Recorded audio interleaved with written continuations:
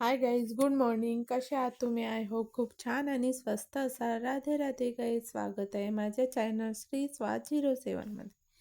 चला तर आज आपण अप्पे बनवणार आहोत गाई. त्यासाठी एवढे साहित्य, रंगीबेरंगी साहित्य घेतलेले आहेत. त्याकरिता गाजर घेतले आहे, टमाटर, हिरवी मिरची, कांदे, सांबार आणि लाल मिर्च पावडर, हळदी पावडर, नमक स्वादानुसार आणि जिरे घेतलेले आहे.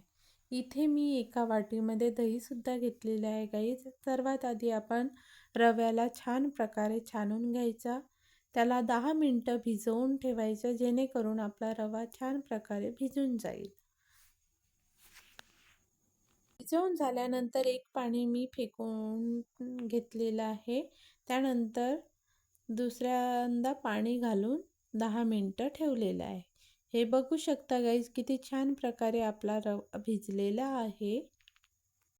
आता आपण रव्याला एका साईडला ठेवून घेऊया आणि पूर्ण जे भाजीचं आहे ते बारीक बारीक कट करून घ्यायचं आहे. प्लीज गाईज, व्हिडिओ आवडला असेल तर नक्की चॅनलला लाईक, शेअर आणि सबस्क्राईब करा.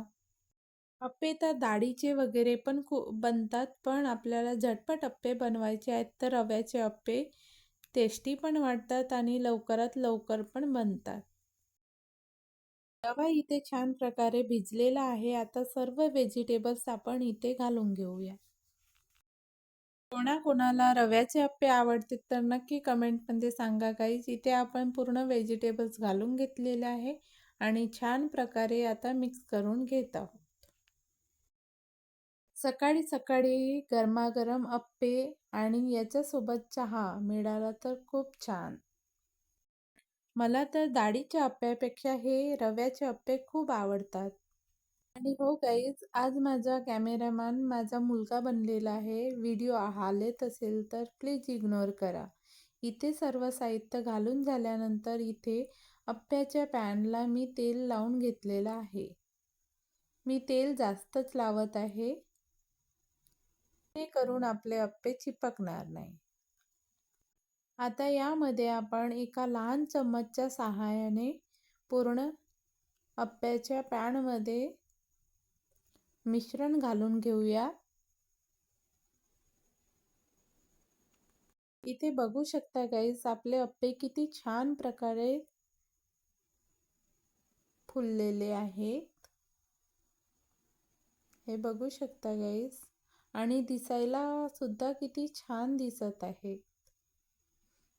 यासोबत आपण टमाटर सॉस आणि हिरवी चटणी सुद्धा खूप छान वाटते गाईज. प्लीज गाईज, व्हिडिओ आवडली असेल तर please like, share and subscribe करा. भेटूया पुढच्या व्लॉगमध्ये एका नवीन रेसिपीसह. बाय बाय गाईज, आणि कमेंट पण करा. थँक्यू.